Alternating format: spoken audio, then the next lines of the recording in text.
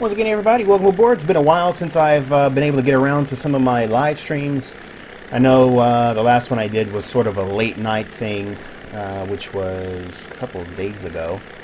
And news has been kind of dead the last few days. So I remember back in the day we would come up with these like rants and miscellaneous type of posts to keep you entertained and stuff when there was no news. But I don't know, I decided to lay off that. I used to get a lot of negative feedback, and people would just say if there's no news, and just leave us with no news. So there was just no news, really, nothing too much to report. But there's a lot of news coming in today, and in fact, there's so much news I didn't even get a chance to get around to everything. I think a couple of things I didn't get on there yet is Just Flight uploaded a few more pictures of the, is it the F-27, the Fokker? That's in development, and CLS has announced that they have, I don't know if I should say restarted development or continued development or whatever, but CLS has also announced that the DC-10 project is moving along, so they have some previews there as well. And I was like, should I try to get those posts up before the stream or wait till after the stream? So I figured, then I thought maybe I'll just do the post during the stream and let you guys sit around and watch that, but I'm sure that's boring. So, yeah, a lot of news today. PMDG finally having something to say about Prepared, which is about damn time. I think we've all, well, I won't say we've all, but certainly those of us who are fans of Prepared, and certainly those who've been looking to get into the Prepared platform, I'm sure have been very interested to try to find out what is up with PMDG, what's their time scale, what's taking so long. And so now finally it looks like, based on this product page that they put up recently, that they are moving along finally. So I think that's some great news. Just taking a look at seeing some of our usuals here. Jet FA's in the house. Renee tuning in from the Netherlands. AK Kaz, what's up? Yun is here from Switzerland. That's all I see so far, but I see there's 25 viewers so far. So, all right. So today we're taking a look at PacSim Nagasaki, which I think I said a minute ago, and of course AA Sceneries Kuala Lumpur. And as it so happens, we're just starting out at Nagasaki. Great thing about Nagasaki here is that it does have a triple installer. So whether you're using FSX, Prepared V1, or Prepared V2, you should be pretty much covered. Now, I do not have any AI traffic anymore, at least not commercial. I was using the World of AI traffic, and whereas World of AI works perfectly in Prepared V2, the problem is because it still uses the FS9 code, it pretty much kicks all the native traffic right out. So at some point I just had to make a decision and I had to let it go. And I really loved the packages that I had with the World of AI because I'm kind of nostalgic, so I like to see airlines still flying in my simulator that no longer fly in real life. So, like Aloha or Hapag-Lloyd or MaxJet, a lot of, long ago airlines that no longer fly. Plus, I like some of the old liveries of certain airlines. So, those are all gone now. So, unfortunately, when I preview some of these larger airports, we won't be seeing it with AI traffic anymore, at least not until I find an AI traffic package that works well with Prepared V2. And I'm not really sure yet what the best thing is to use. So I'm kind of sitting on my hands and waiting on that. But in the meantime, oh God, this GSX crap just takes forever to generate these airport caches. It's like I'm sitting here waiting and it's only at 69%. I don't know why it has to do that every single time. I guess because it works with default airports. But you'd think it would do it once and then it doesn't have to do it again. But I have to wait for this thing to catch up with every stream. So anyway, thanks everyone for being aboard. Once again, taking a look at some sceneries. Hopefully you'll find an excuse to whip out your credit cards and support our developers. Time permitting, depending on how quickly I'll get through these two, I'm hoping to get maybe I can add another live product test today. What else? I was thinking about something else. Oh yeah, about the Russian sceneries, especially from JV Tisky Design. I am so horrible that I haven't gotten onto that yet, and I really want to try to preview those products with Stanislaw from JV Tiski Design and maybe do a live interview. That's what I'm kind of hoping to do. But the last few Saturdays have been really tough for me. So I'm hoping maybe, I don't know. If we're kind of close to Saturday again already, but maybe at some point during the midweek I can get around to that. But it's been kind of crazy. So, but yes, we will be getting around to those, and I think that's it. So let's go ahead and take a look at Nagasaki. And I've been really, really impressed with PacSim. The quality of work has just been getting better and better and better. Wow, look at that ridge over there. Actually looks pretty nice. So, taking a look at the performance counter, upper left-hand corner of your screen. Hopefully you can see it. I know sometimes it's a little bit small. Maybe if you go full screen, you can see it a little bit better. But so far, frame rates seem pretty fluid, pretty smooth, in the 60s, which is not bad. Look at that. That's pretty nice.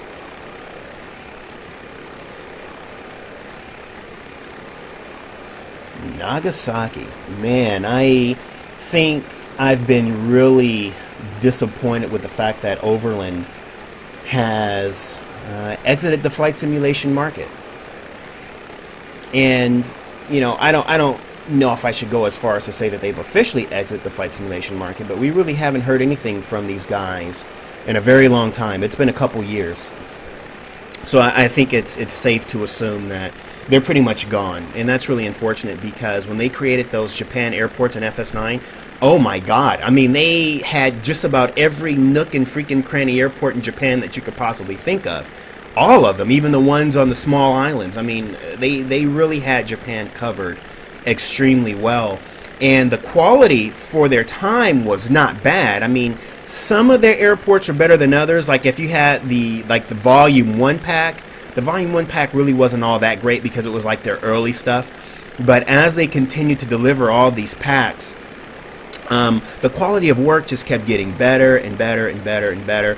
And, if you just think about it, if they were still around to this very day, the quality would be, I'm sure, just immaculate. But what was really great about them was not so much about how good or bad, or, let's say how good or not good the quality was. The great thing about them was the fact that they could deliver so many airports in a relatively small period of time. So, I mean, they really got on to covering almost pretty much all of Japan, like in a period of a few years. I mean, they were working at a tremendous pace.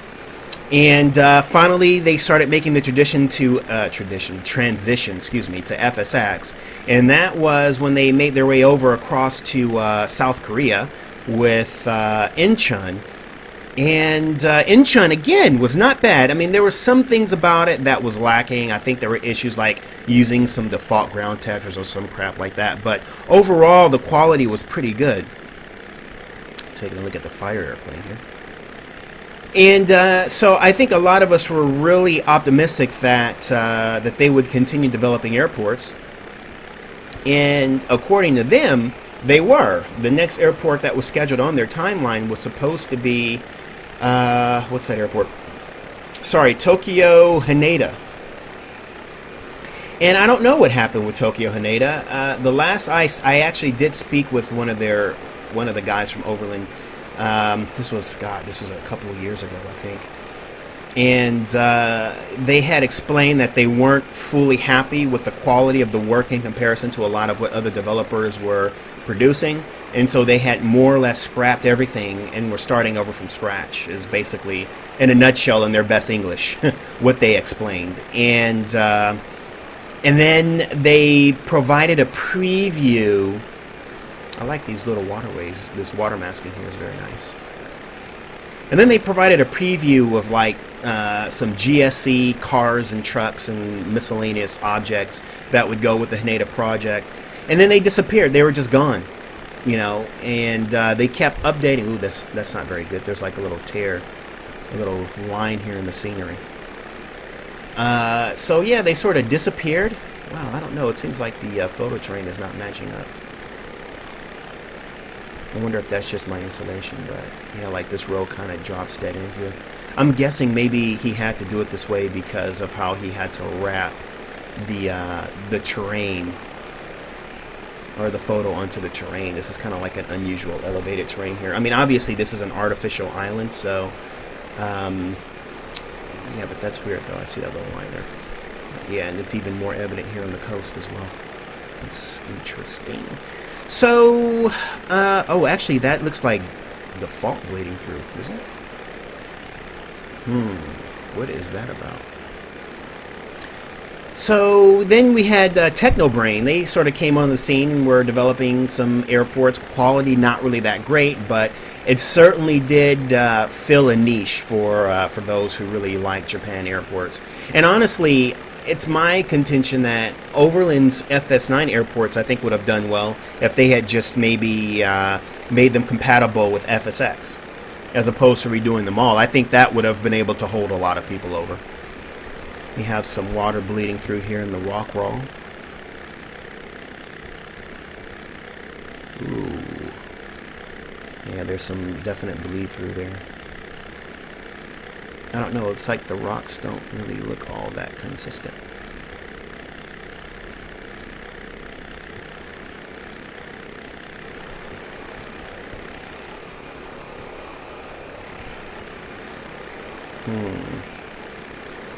Yeah, there's some definite bleed through here. It is consistent, but I don't know why we're getting this bleed through. It looks like water textures are bleeding through, like water walls. Oh god, I hate water walls.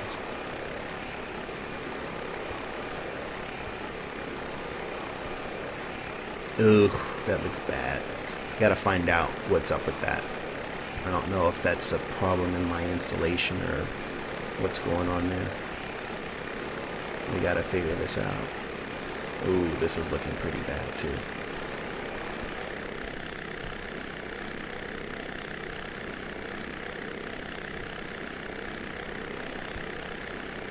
Yeah. A lot of bleed through here.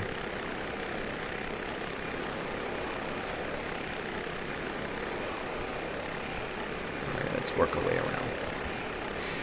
So getting back to Technobrain, I actually have not purchased any of their products.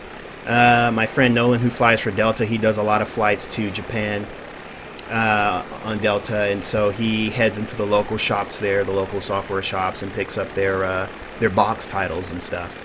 And but I have to ask him how the quality is. That's actually a really good question. I never asked him the quality, but I've never actually seen any of Technobrain's quality up close. So, and it's not so much that I've heard anything positive or negative to say about it. I really haven't heard anything. I haven't really gotten much feedback at all on their product. So, but nevertheless, they did Haneda, and then they released another airport last month, which I can't think of off the top of my head. But again, it's one of those airports. It should be in the AirDailyX billboard. I'm sure someone will find it and tell me which airport they released last month in September. And then we had Wing Creation, and then they came on the scene with their Fukushima, I believe was their first project. And quality is definitely that of a new developer on the scene. So obviously it was obvious with that they were off to a very good start, but nevertheless a lot to be desired in terms of the quality. And then they moved on to Narita, which, you know, was probably a huge, take a look at some of this volumetric graphs here, which was a huge jump for the team going into such a large airport. And I actually, if you want my thoughts on that, I did write an AirDailyX First Look article, so be sure to check that out on the First Look page at airdailyx.net, and you'll get my thoughts on that one. And I have not personally... I have not seen their Sendai airport project yet. As we know, Sendai, and please tell me I'm getting it right, is the airport that was overrun by the tsunami. And they had some video of that, and that was just really scary, watching the water rush on shore like that and wash those planes out of there. That was just insane. I had never seen anything like that. That was pretty scary. I think I had nightmares about that, too. Some nice bushes and etc. here. And so they shortly thereafter, or actually before the release of Sendai, they actually announced that they would be working on Nagasaki. Now, many of you may or may not be aware that Pacific Island Simulations, really just going through the grass here, aren't we? Pacific Island Simulations had been working on Nagasaki for a while, for a couple of years, and actually the product had stopped. Let's take a look at these poppies. The product had stopped its development, I think because of a loss of a developer that left the team or something. I can't remember exactly what the deal was. Let's get in up close to these. This looks very nice, nicely modeled. I like when developers do their custom poppies and don't just rely on the default code where you just have floating lights. Oh God, I hate that. Looks like here's some custom code though. Let me just get a little bit far out from these poppies and see how they work. And actually, I used Rex4 Tetra Direct, which gives some very nice runway lighting and poppy lighting. But of course, we'll have to go to the night Tetras to really see how the custom lights look. So Pacific Island Simulations was working on Nagasaki for a while. They stopped. The project had stalled a little bit. And then shortly before the release of Ninoy Aquino, if I pronounce it right, Manila, it was then announced that they were going back to complete Nagasaki. There they are. The Euro lights may not show up like mine. I'm sort of using like an LED type of light, which is programmed in, let me go a little bit lower, make them turn red, in Rex4 Tetra Direct. So the setting I have, the lights look a little bit more like LED. So just FYI, that's why mine's, if mine's look a little too LED-ish or a little bright, that's why it's just the Rex4 Tetra Direct option that I use. I don't know, I kind of like it. Let's make them turn white again. There they are. And make them turn red again. Boop, boop, boop, boop. Alright, so that's that. And we've got some custom taxi signs here. Tango 6. And so the good thing about it was we wound up getting Nagasaki from Pacific Island Simulation fairly quickly because much of it was already done. So Graham more or less just had to go in and complete it. And like I've said at the beginning of the stream, Graham has been getting, he's been improving quite significantly on the quality of his products. If you have not read my review of Manila, you really should. It's a long-ass winded review. But it really reflects my appreciation and my admiration of the amount of work and detail that went into generating not just one city, but several cities. As we know, or as you may not know, Metro Manila is not really a city. It's an area that encompasses like 10 different cities, and then they just call them all Metro Manila. And of course, Manila is a city as well within Metro Manila. So anyway, little info for you there. Once again, we're still seeing some of these rock wall, the breakwater rock walls still bleeding through here.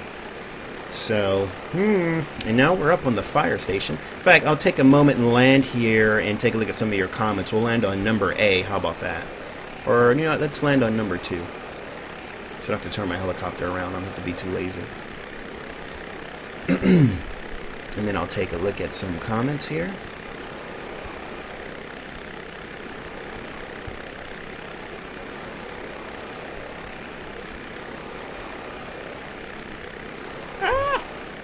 There is a crosswind up here. Let me pull this up. What's the wind at 10 knots? Okay, yeah. All right. Let's just take a quick look at some of your comments. Try to keep it interactive. I don't have TeamSpeak set up yet. Soon. Rolio is on board. How's it going, Rolio? Rolio says I should try ICE traffic. It's amazing, better quality and performance than World of AI. I think I've heard of ICE, but I don't know anything about it, so I really need to take a moment. Actually, Rolio did put a link there, so let me just grab that. ICE AI traffic version 5.1 coming soon. Cool, so I will look into ICE. Thank you very much for that, Rolio. Let's see here. I'll try to make this quick because I know you guys don't like looking at a static screen, especially for those who are going to watch it later. Let's see. And Renee says he actually helped tick with some beta testing for KLIA. So if you're curious about my opinion of the scenery, well, you're gonna get it. Okay. Oh, Rolio, should you fly the B-29 here? Too soon? Wow. And Yun's got something else from me here. What is this, Yun? Oh! Nice. Thank you, Yun. A lot of news today. Thank you for that. I'll make sure I get that up after the stream. Thank you very much. Some nice interior shots of the citation from Coronado. Thank you very much, sir. All right. I'll make sure I have to credit you for that one. T7 Flyers on board. How's it going, buddy? Okay. And T7 Flyer is asking... Oh, yeah, no crazy waves this time. I don't have them turned all the way up. In regards to my EMO flight, did I strictly fly VFR? Did I use GPS? That flight, strictly VFR, which I think I stated in the stream, is that you can't use a GPS for that because there's nothing on the GPS to guide you there. So all you really need is a compass and a heading, or you just have to know how to fly the visual landmarks that the guys have set for you. So in my case, flying out of the Kokoda track, all I did was I just followed the track all the way out to Kokoda itself, and then I overflew the runway, and then from there I just know that if you're taking off in that direction, it's just a right turn, and then you fly straight out until you intercept the river. I can't think of what the river's called. And then you just turn right. I can't think of what the heading is off the top of my head, but then you just follow the river all the way into EMU mission. So it's all VFR, and in fact, I actually like it. There are no VORs. There's really nothing that you can do to plan a flight anywhere, pretty much, in those islands, or at least of those particular airstrips. There's no way you can. I mean, you can use a map, I guess, but honestly, it's all visual references, unless there's low visibility, in which case you don't want to be flying into any of those airports. But yeah, I did it all 100% VFR. So, and Doug is saying that Overland's website is still live. Yeah, it's still live if you want to go in and buy their old stuff. So, but nothing new. Jackson, welcome aboard, and Metz is here. What up? And let's see here. Yun is saying, can I do you a favor? Can I zoom inside for your joystick in FSX? Then do what this guy did. What are you talking about? Hang on. Let me see what he's talking about.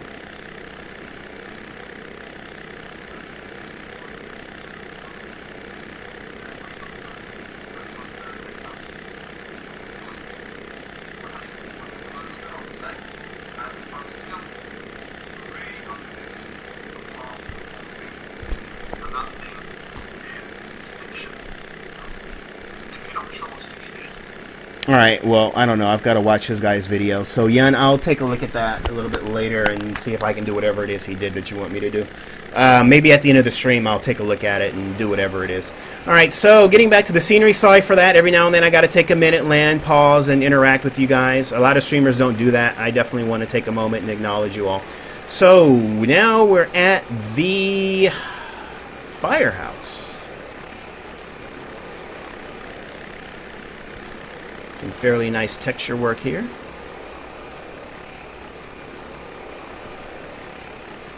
A lot of bleeding textures or objects I'm noticing here, though. I guess that's just one of the things that comes with trying to build an artificial island out in the middle of the water in FS. I guess it's not, that easy to do. God, I miss, what's that airport? Come on. What's that airport I miss? My favorite airport of all of the Overland airports was Osaka. Oh my God, I miss Osaka. Kansai. Oh my goodness, that was just one of my favorite airports in the world to fly into. And Overland had done an amazing job with Osaka. It was great. They even had an animated tram that went, back and forth, and oh, I miss that airport. I'm sure someone probably figured out how to update it for, or at least try to hack it into FSX or whatever, but I certainly haven't made any efforts to get any of those old overland airports. So certainly, you know, like I said, wing creation is really making a huge impact on Japan. And certainly a lot of potential here for Pacific Island simulation as well. But I don't think there's anything else in the pipeline for Japan from PacSim in the near future. They've pretty much outlined their 2015-2016 product list, which will take us. Ooh, what is this? Is this a tracker? Oh, check that out.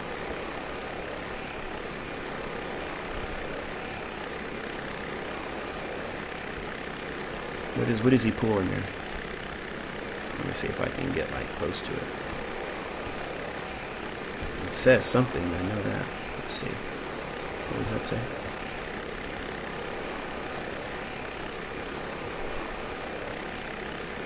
Woods RM something? I don't know what he's pulling there. Anyway.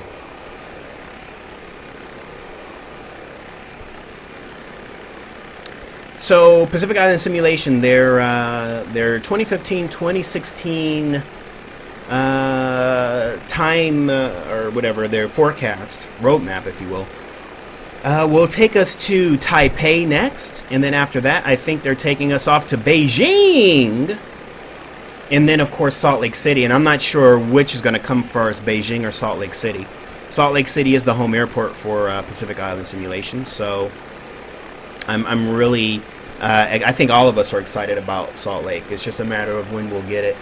But those three airports on the 2015-2016, and he very well may surprise us with a couple of things somewhere in between those. We'll just have to wait and see. I don't think a lot of us were expecting that Narita would come back, you know, because it had been so long. So it would be interesting to see if, you know, if he's been working on something else behind the scenes. Taking a look at the ramp textures now, the quality looks like a very quality cement.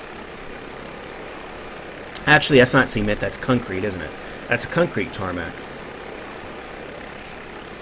You can see the holes, the potholes in the concrete. Very well done.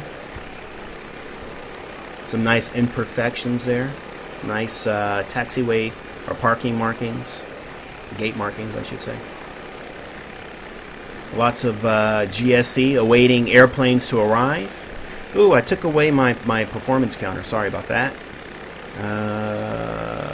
Frames per second in the 50s and 60s. So far, everything looks very smooth. Hopefully, the stream is running well for you guys. I know, depending on your bandwidth, and you know, it varies from country to country and you know, provider to provider. But I can tell you, from my point of view, it's very, very smooth. Very good quality. Very good performance. So if you're noticing like pixelation or stutters or anything like that on your end, I can tell you on my end I'm not experiencing any such thing. So very well done. And sort of taking a look now at the logistics part of the airport.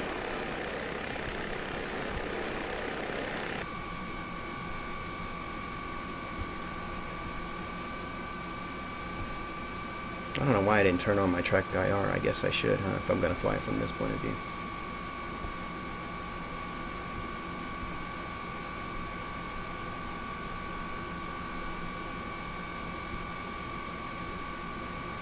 Here, let's do that.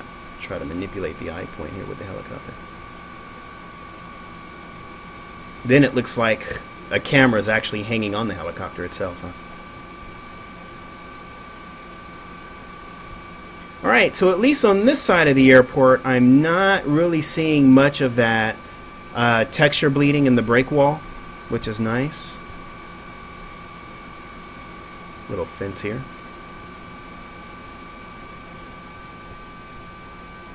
Some nice trees in the area. Have the fuel tanks and logistics area. You'd think those fuel tanks would be fenced off too. Some buses awaiting their passengers.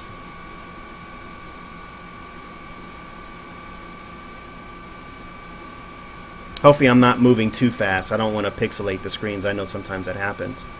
And the glass on the jet bridges are very nice. There's some nice reflections on the glass. That glass actually looks like really good quality glass there. Try to get a little bit closer on that glass. Look at that. Very nicely done. I love it when developers actually use glass and not just a sort of like imagery.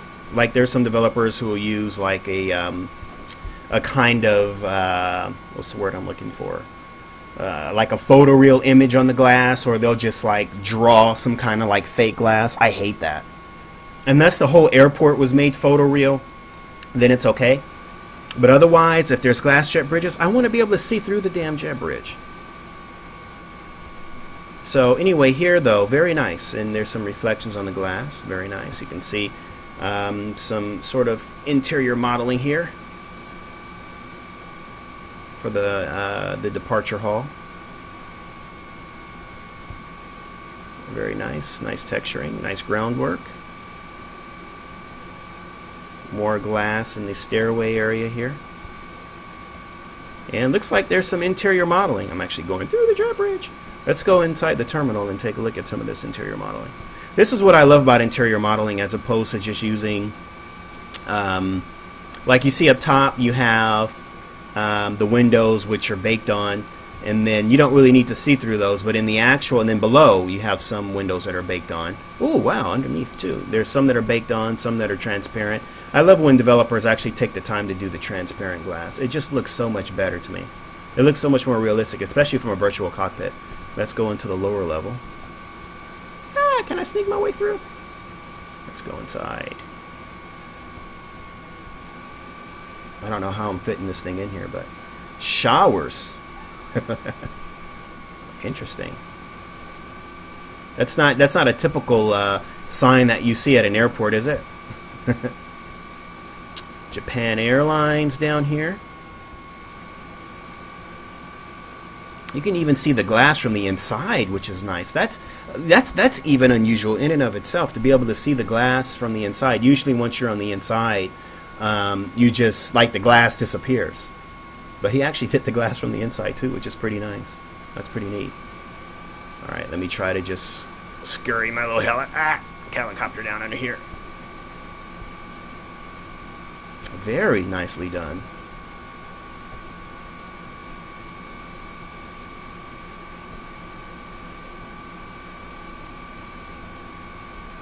Sky, ANA.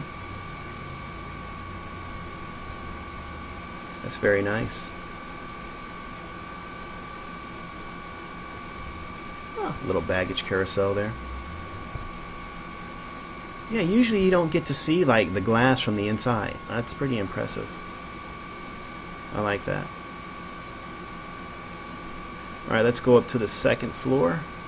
Should I just go straight through the roof, or should I go back outside? Let's see. We'll just go back outside.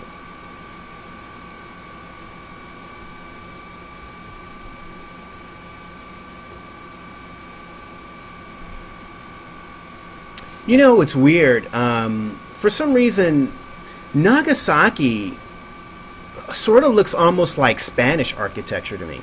I don't know. Is it just my imagination? I don't know, but there's just something about it that looks almost Spanish. Like this, like if you remove the Nagasaki lettering from there, and you just look at the bell and like the archways, it looks like this could easily be like an airport in Spain somewhere. I don't know, maybe it's just my imagination, but it seems to have like a Spanish looking feel to it. I don't know, maybe it's just me. Let's look at the upper level here as we go through the glass.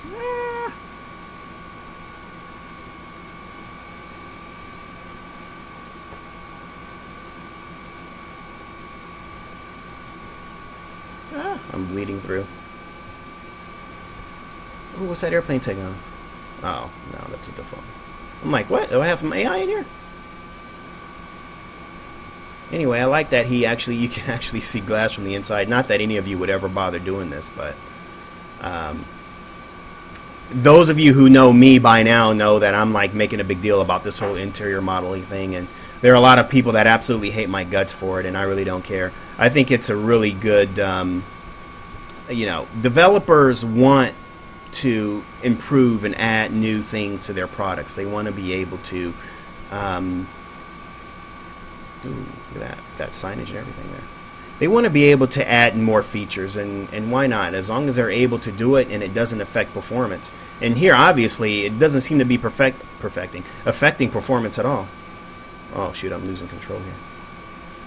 Are those the showers they were talking about?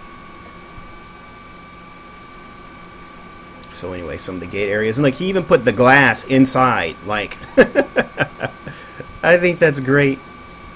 Oh, those are customs. Okay. You can even see there's glass inside the terminal. And then moving back. And that's what it all looks like. Very well done. I like. I always see that as an icing on the cake. And I don't know if they were originally planning when they were working on Nagasaki to do the interior modeling thing or not, but I'm glad that they did it. If it's something that they decided to add like last minute or something, I still think that's pretty doggone cool. I really like it. Let's get a close-up of that bell over there. Take a look at the parking lot, which is another area I tend to make a really big deal about. I'll actually land here in the parking lot and take a look at any comments or questions about the scenery. Give me a second to try to land. This is a weird, way to try to fly. Let's see. Because I have no idea what my airspeed is. If I can even land like this. Woo! There we go. All right, take a quick look at any comments here.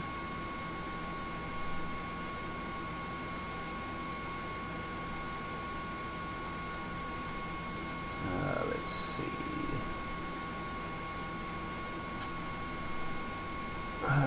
So yeah, you're talking about stitchy. My joystick is pretty smooth. I don't have any sticky, but I don't know. I'll take a look at his video and let you know. I can activate my camera and show you whatever you need to see. Not a problem. Because I'm a huge advocate of the Thrustmaster Warthog, and I want everybody to go out and buy it because I think it's the best thing for the price I think that we've ever had. The plastic feel of Cytec products just get to me. So I really like the fact that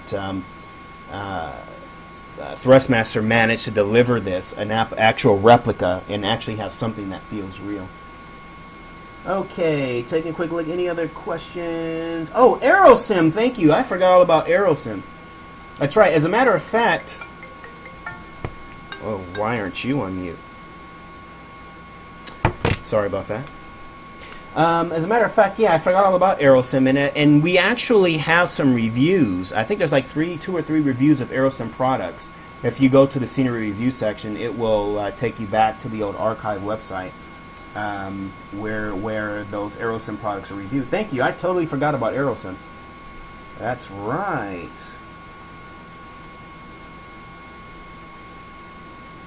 And Andre's here. Andre, it's a PacSim Nagasaki. The helicopter is the McDonnell Douglas MD-902 Explorer from Nemeth Designs. Okay. Yeah, Renee says Taipei is going to be awesome. I agree. That ASDG Johannesburg, I don't know, man. They haven't been showing too much previews lately. Well, I guess they did just show another preview of the groundwork. I take that back. Flight Tampa is not doing Amsterdam. I think it's FSBG.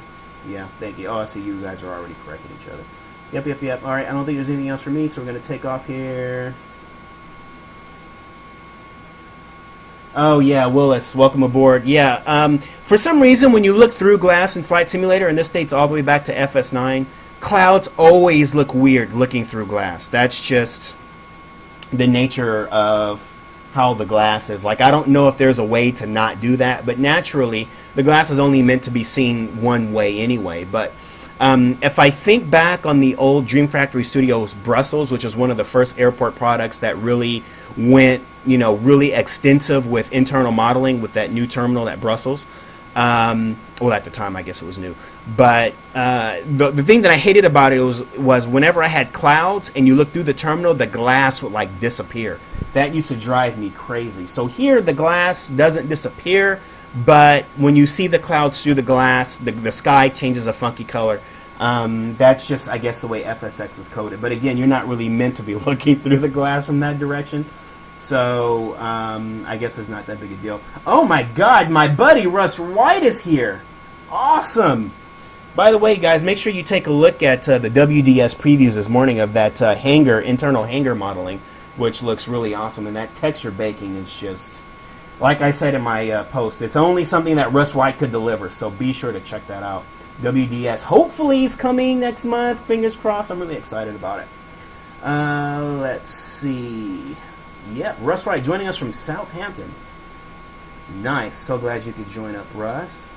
We'll be doing a live interview with you soon. Hopefully, knock on wood, even though that was glass. All right, so let's see. Anything else from me here?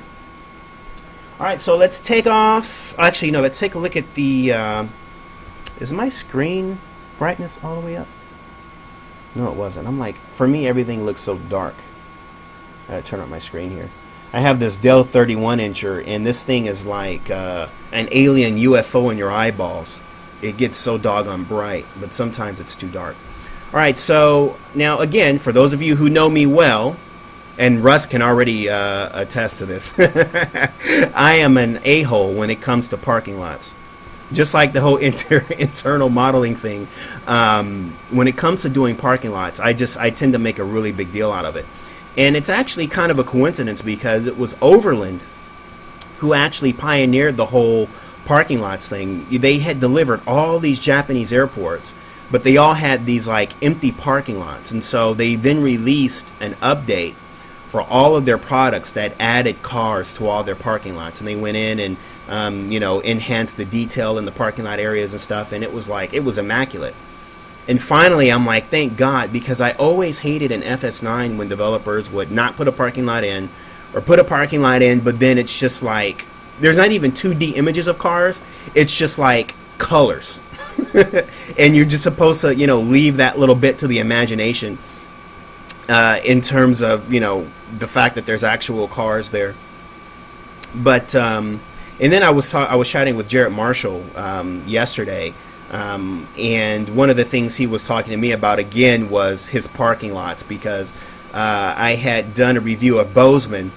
And then once he got on to Reading, and then what's the other airport? I'm still working on the review of Monterey, which is here in California. He took his parking lot modeling skills to a whole new level. So I think some developers have been watching and listening, and all of a sudden parking lots and a lot of developers' products have been getting better. And I know that many of you who are flying your NGX in and out, you couldn't possibly care less what's on the other side of the terminal. I guess it's just always been my contention that a scenery project should really encompass every part of the airport and not just the airfield. So looking at the parking lot here, very nice. What's the word I'm looking for here? Painted lines. We have the landscaping here. I mean, just imagine if I were to pause it. I'm just going to pause this. Now, let's just say you look at this.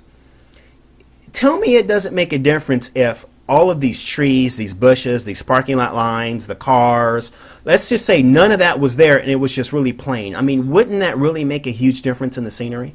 I mean, at least I think it would. I think it would make a huge difference. And it would be plain and it would look dull. And obviously you're spending your hard-earned money for these products and you want them to look thorough and you want them to be represented in a fashion that is resemblant of, is resemblant a word?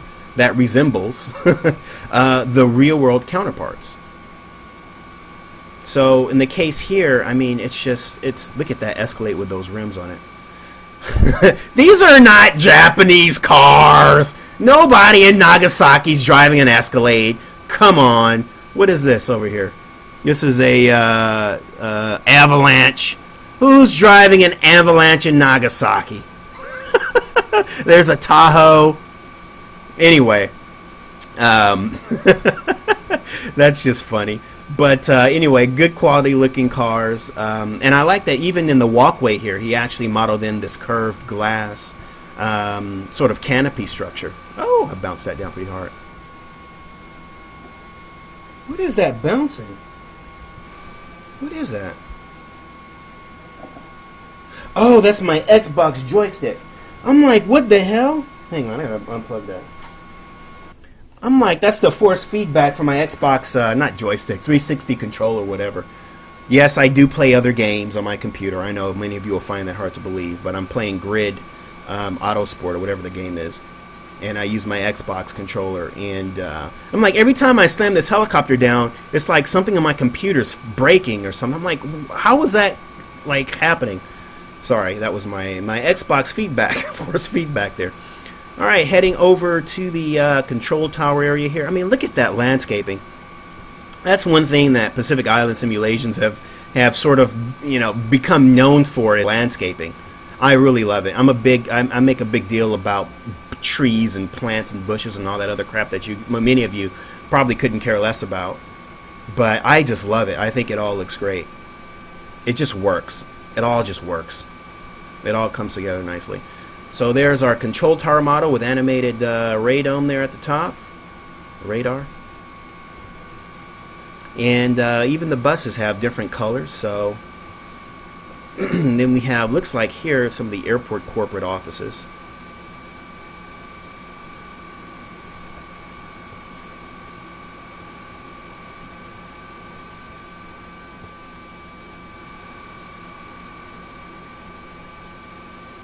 And so check this out. So that's pretty cool. I actually didn't know this about Nagasaki. So you can just get the ferry if you don't have a car, and take the ferry right up to the terminal and go straight through the catwalk there, and head straight into the airport. That's pretty neat. Japan has quite a few of these man-made island airports. Osaka just happens to be my favorite because I think it's such a beautiful airport.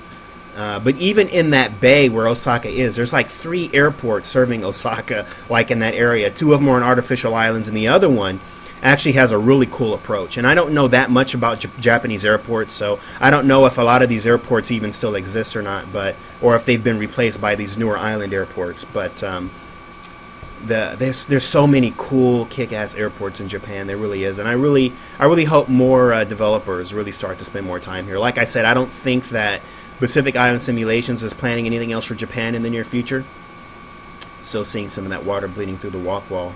But I'm really hoping to see more developers work their way into this part of the world, because Japan is really awesome. It's got a lot of great, terrific airports with scenic approaches. And oh my gosh. Oh, my wife is texting. She wants to know if I want some clothes. So yeah, there's a lot of great airports in Japan, and I really would like to see more developers make their way into this part of the world. Oh, there's some more of that bleeding. Oh, I'm losing control. Flying backwards is not as easy as it looks. So that is pretty much it. Let's go to a quick high elevation, take a look, and then we're going to work our way over to Omura, if I'm pronouncing it properly. And that's the other airport on land. Again, a lot of these man-made islands here were pretty much built to, Japan is so dense. I'm spinning out of control. A lot of Japan is so dense, so, it's hard to just build airports on land. So they just started building them out in the ocean. And but there are still some older airports out on land, and I just wonder if some of those airports have been closed, or if they still exist, or what the case is. It's a good question. Let's go to an external view here and just take a look at the airfield overall. That looks really cool. Well done, PacSim.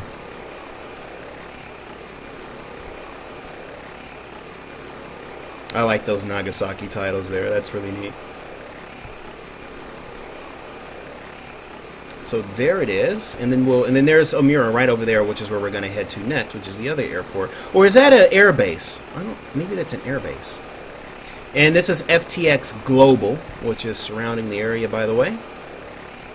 Oh, would it be nice when Vector hits Japan? That's going to be awesome. Let's see. I've got a reply here. Hopefully my helicopter can take care of itself for a minute.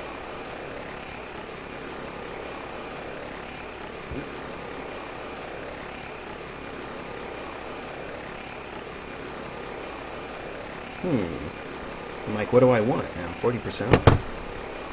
Okay, so let's take a look over at... Actually, let's follow that bridge in, I think. Oh, God, I don't know. I thought she knows my waist size. I don't keep up with that stuff. She's supposed to know this. I-D-O-N. Oh, wait a minute. I can just...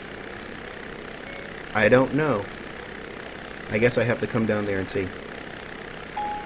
Okay, send. Okay, so let's head on down to that bridge.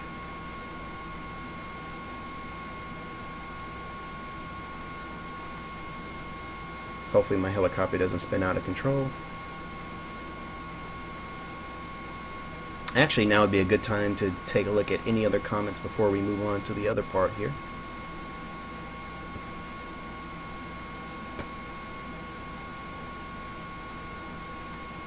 So great groundwork, great texture working. I really like the internal modeling. The parking lots and vegetation, landscaping, all looks tremendous. Nice road work. Love the glass. You know, the only thing that so far I can really pick apart is with the bleed through and some of the textures near the water edges. That's really the only thing I've been able to really point out that seems to be something of an issue. The actual overall modeling of the terminal looks nice. We have a nice observation deck with fencing and what is that? Nice ground roof textures, I guess I should call it. I really love the appearance of the glass, especially on the passenger side, or the airfield side, I should say. So it all looks terrific. So I don't have any complaints. I don't think I have anything negative to say about the scenery. Certainly, okay. I'm sorry, I'm still reading my text messages here. Certainly the quality looks tremendous. The performance is great. You know, you guys aren't going to have any problems flying in with your brand new PMDG 777 in prepared V2. And okay, what's going on with this bridge here? Is one of these bridges looks like is a default, and one is the third-party bridge. I guess that did not exclude, or what? What is this? Why is there two bridges here? And the poles are bleeding through. He did a great job on that bridge. Look at that sidewalk textures and the road textures. Very nice. But I've got two bridges here, and one of them don't belong, and I think it's easy to see which one does and which one does not. So, huh. I really like the work of the how he did the bridge textures. So there's a second bridge there. I'm guessing there's an issue with the exclude file. So it looks like that's something that's going to have to be looked at.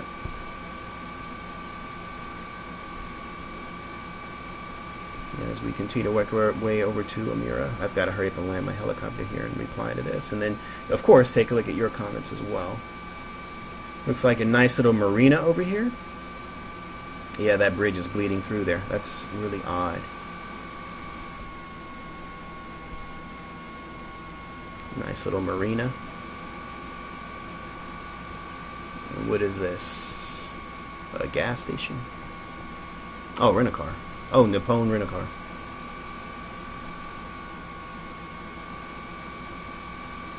Oh, water wall. Look at that. The water is like trying to tsunami its way up onto the terrain here. What is up with the doggone water? Oh, you know what, guys? I think I know what the problem is. I know what the problem is. Hang on. I think I can fix that. I ran into this problem before. Greg and I, we did some troubleshooting at London, LCY, London City Airport, a couple weeks ago. And the water kept bleeding up through the doggone runway. And for the life of me, I couldn't figure out why. And the reason is because of the water feature in Prepared V2 that FSX does not have. Your screen's going to go blank. Give me a second. I have to turn down my water settings. You see, in Prepared V2, there's an ultra setting. And I just need to take that from ultra to high. And then I think that should fix it. Hang on. Oh, no, no, I'm still seeing the water is still there. Hang on, screen might go black here again in a second. Let me turn off the wind. Maybe that's what it is. It may have something to do with the waves or something like that. Lighting, weather, scenery. Sorry. I know it's black. Give me a second. Let's turn off. Oh, wait, weather.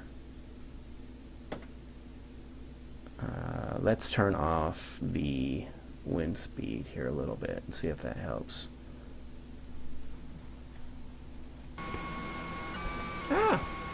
No, that's still water walling over there. Let me see, is that water still bleeding through out there? Let me just head back over to Nagasaki, the airfield, real quick. I just want to check and see if it corrected that bleed through really quickly. We're doing the Miami Vice helicopter run-in view here.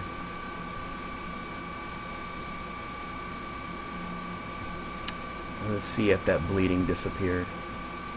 Sorry, but it's just if it turns out to be my fault, I have to correct it for you guys because I don't want anyone to say, well, I'm not going to buy it till he fixes it if it's not a problem. No, it's still there. Alright. Alright, well, I don't know what's up with that. But yeah, I did turn down the waves. At least with London City Airport, the issue was the ultra setting, which gives the waves more of a dynamic appearance. Makes them a little bit higher, a little bit sharper. I'm going back to ultra now. Alright. Well, sorry. I don't know what's up with that. I've got to check this text message real quick. Sorry, folks.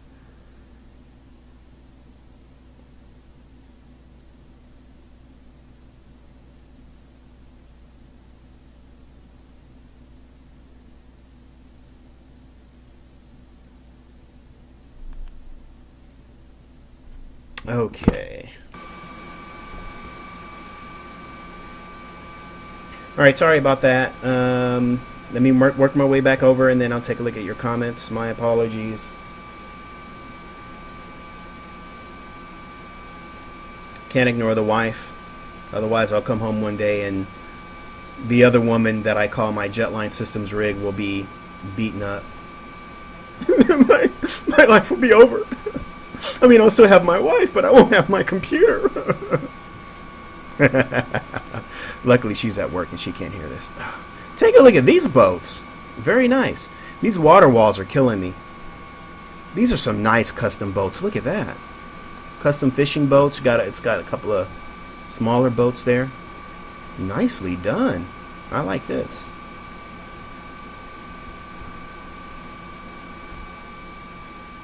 So the only issues really right now that I can really point out versus whatever you guys see that I probably am not seeing because I'm too busy trying to fly the thing is the water walls and bleed through, which I think is caused by water walls. So here there's no bleed through, but the water is really trying to push its way up. I don't know why water freaking does that. But that's my ignorance as far as that goes. Here we have a nice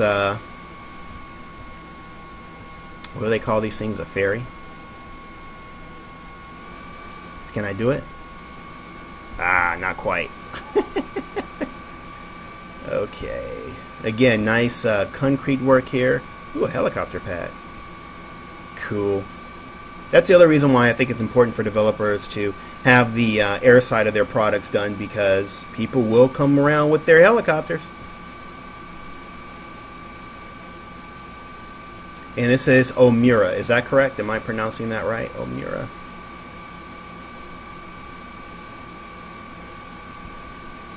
And again, forgive my ignorance, but can I assume that this is an airbase? Or is this just an airport? Let me see. I just see hangars. I don't think I see anything like a terminal.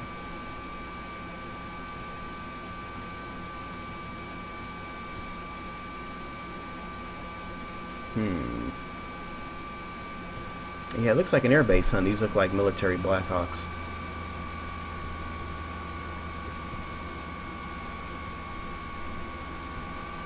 Yeah.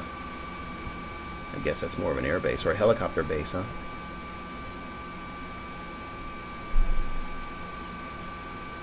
cool. Nice as he added that in. Obviously, he didn't have to. He could have just said, well, screw it. I'm only really doing the island Nagasaki, and I don't have to worry about this. But he made the time to add this as well. It looks very good. One of these guys are about to take off.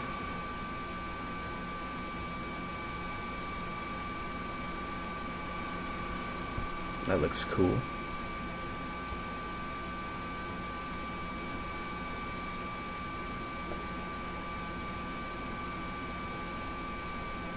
So I'm assuming that's a military base.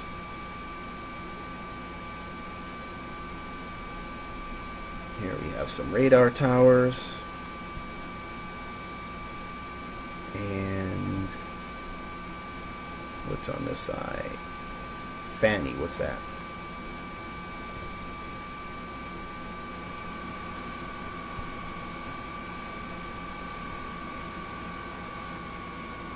Beauty Brains Fanny. Is that like describing the perfect woman? Beauty, brains, and Fanny. I don't know. Anyway, so yeah, I guess this is like a military base. Alright, I guess we're going to take a look at the night lighting now. So let me put this thing down. We'll make the transition to night lighting. I'll take any other questions or comments for the scenery, and then we will night lighting, and then we'll head over to Kuala Lumpur. Ooh, can I put that down nicely? Ah. Alright, there we go. Alright, so your screen will go black for just a second while I switch to the night lighting stage. Or maybe I'll do this so you don't have to look at a black screen. Let's see, we'll just go to window mode. And I'll take this moment to look at your comments. Give me a minute to catch up.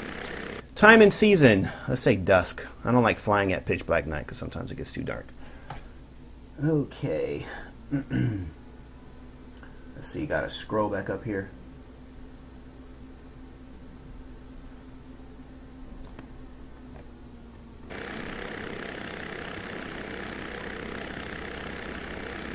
What's that crazy noise?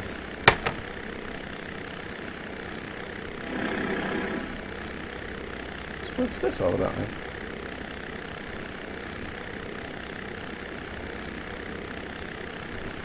Oh, that's weird. Am I like gonna have a memory or what? You know what? Hang on. What's going on with my sound here? That's crazy. Nope. Oh my god, that's annoying. What is this?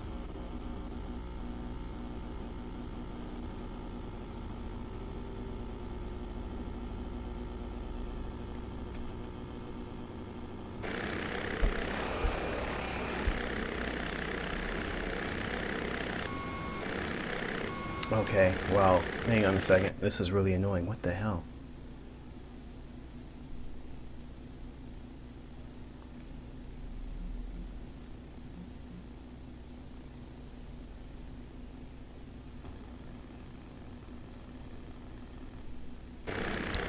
Holy crap.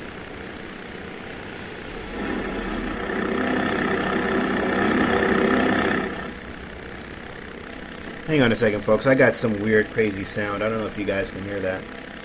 Let me just check my setup here. I don't know what's going on. Give me a second. My apologies.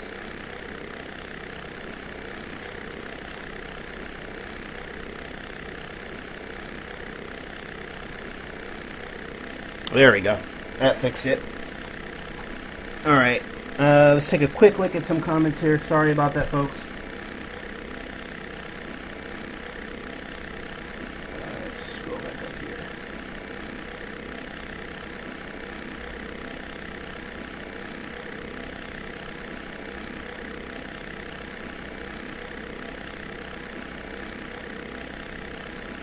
A lot to talk about the upcoming MBS from WDS. We're all really stoked about that. I am very sure. Thanks, John, for putting the link up there, WDS, so anyone who may not be aware of it can check it out. And DIJI15, welcome aboard. I think your questions have been answered.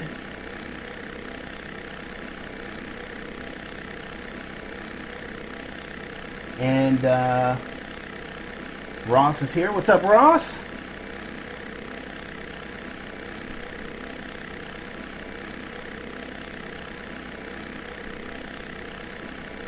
Oh yeah, thank you, Willis. Welcome aboard for pointing out the birds. Kobe is the other one next to Kanzai on the island. Thank you very much, Renee.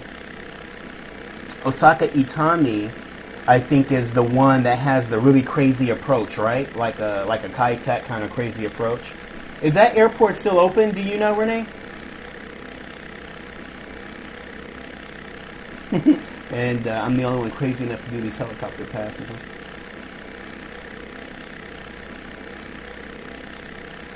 Okay. Alright guys, let's take a look at the night lighting now. Sorry about that, I had a little issue with my sound. Okay, full screen. Alright. Oh, I didn't realize I did reset the helicopter, huh? As a matter of fact, hang on one more second, please. Going to plug in my wireless Trek IR. I got my haircut yesterday, so now this thing is like so much lighter on my head. Alright. It's actually pretty heavy because I got this big ass battery that's attached to it.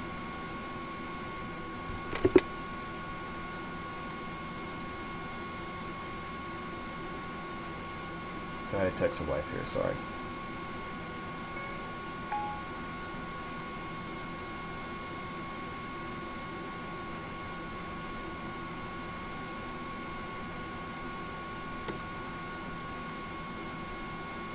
They opened up a new sushi restaurant here in Marina del Rey. And we love sushi. And so it was this new sushi restaurant, and we went there last night. And the food actually wasn't bad, but fudge, they're expensive. I think we blew like $107. We only had 4 drinks, and it was happy hour too. I don't know. I don't think we're gonna eat there again. She was kind of pissed off last night because it was so expensive, and we didn't really order that much food. So Japanese food is expensive, but I mean, there's places you can go in LA that's like it's affordable. I mean, you can order like 5 entrees and have like 5 or 6 drinks and only pay like $85, which is like the case with the place we usually go to. This place called Kabuki. They're like really, really affordable. Like they're not too expensive, but this new place they just opened up, holy crap! I don't think we're going there again. But the drinks were good though. I had a nice sake sangria. All right. Anyway, let me. Oh, and this place doesn't serve eel, and I didn't like that either. You can't call yourself a Japanese restaurant if you're not going to serve eel. I'm sorry, but that's like my favorite thing on the menu. All right, so let's take a look. Unagi, it's called, I think. All right, so we're taking off from our mirror now. Take a look at some of the night lighting here, which I think we're going to just go ahead and call it an airbase. Is that correct? Alright, so the 2 major issues is the issues with the water, and I've got that bridge over there, and I'm not really sure what to make of that bridge. I've got double bridges, and I would like to think that an exclude file would have fixed that. So I'm sure when Graham watches later on, he'll see it, otherwise I'll send him an email.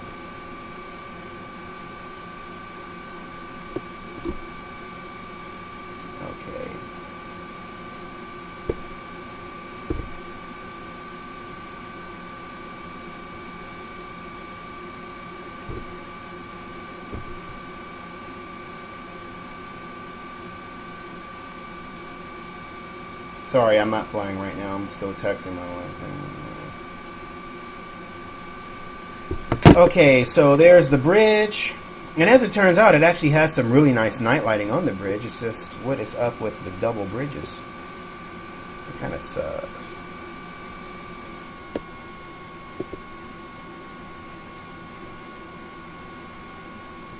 So it looks like it's just a simple exclusion file or something that ain't excluding. Oh, wait a minute. Is it gone now? Oh, wait. It looks like it's gone now. Well, what was that all about? Oh, no, it's still there. Is it?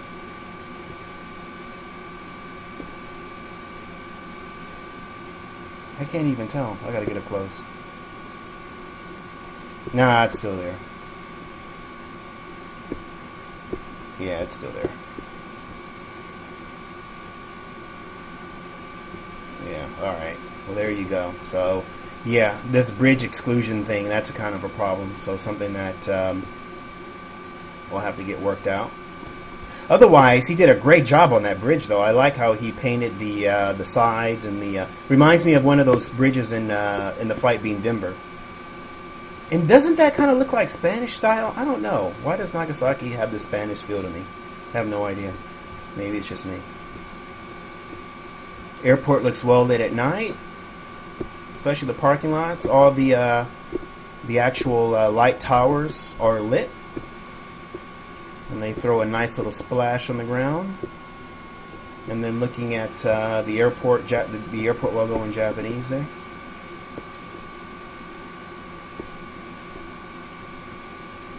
And there's our little bell, which even has a little kind of night glare on it.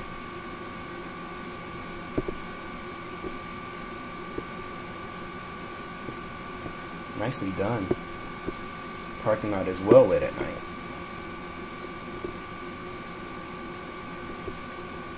Take a look at the air side and take a look at what some of that internal modeling looks like when all lit up at night.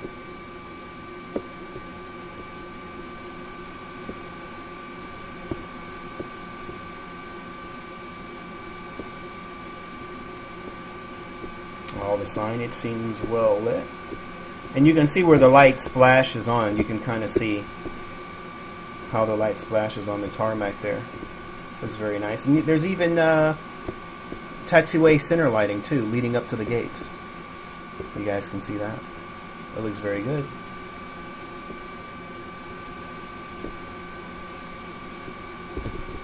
And try to pull up close to the terminal here and take a look at what it looks like on the inside.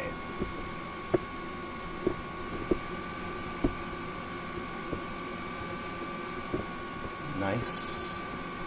I'm going to cheat and just go right through this jet bridge so we can see the arrivals, or the lower level. Lower level and then upper level.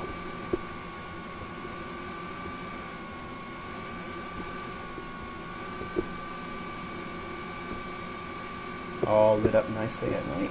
Very good.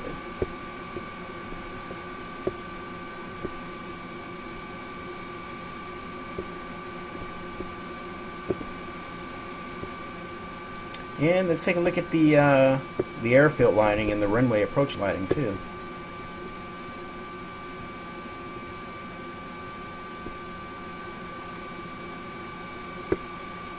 I'm just curious if the water's still bleeding through. Yeah, it is. Yeah. I guess that's just kind of a bummer. What are you gonna do?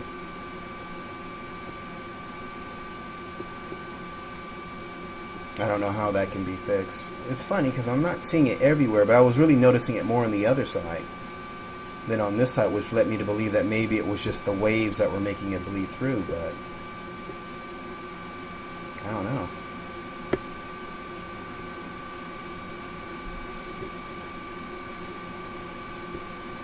I'm going to come out here underneath the approach here.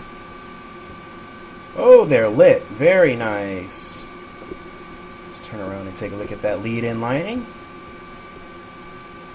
Looks very good. Nice. Well done. Custom night lighting there. Good job, Graham. Graham got a little mad at me last week because he had sent me an email and was ready to send me the product and I hadn't responded to him.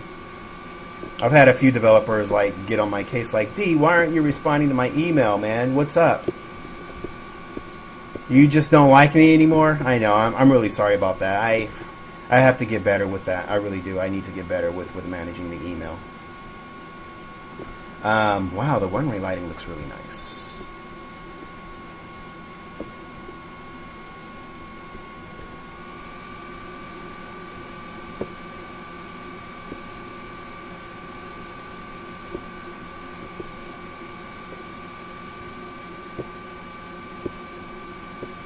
I think I've had 3 developers get on my case like in the last couple weeks.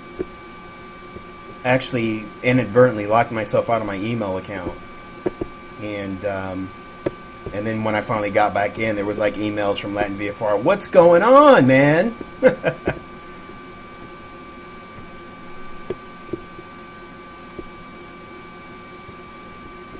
right, and there's the little fire area, nicely lit up.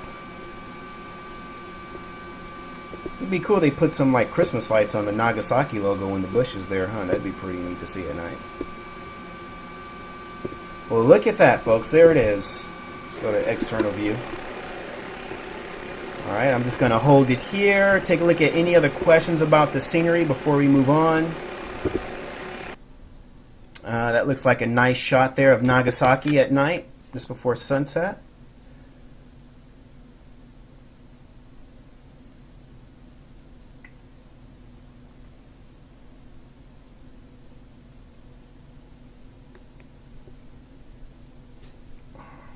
This.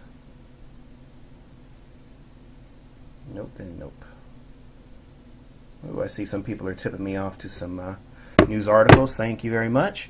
Okay, so now I can take a moment, go through any other questions or comments about Nagasaki before we move on to Kuala Lumpur. Let's see.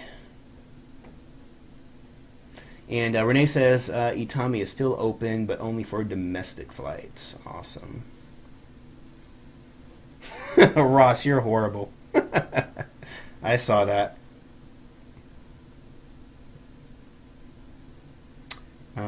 Actually, Jet FA says Itami is still international. So, Alitalia operates the A330 there, he says. Oh, that's interesting. Let's see.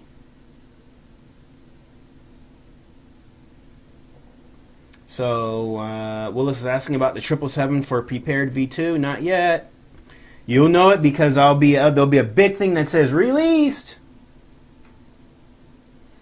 I'm sorry, Bistickle. I'm sorry, I don't know if I'm pronouncing your name right. I'm sorry, it's not Vector I meant to say. What I meant to say earlier was OpenLC, not Vector. Yeah, so what we're looking at now is Global and Vector. I meant to say OpenLC. Okay. Aurelia says don't text and fly. When it's the wife, I'll have to shut down the whole stream and everything. So better to text and fly. Okay, let's see.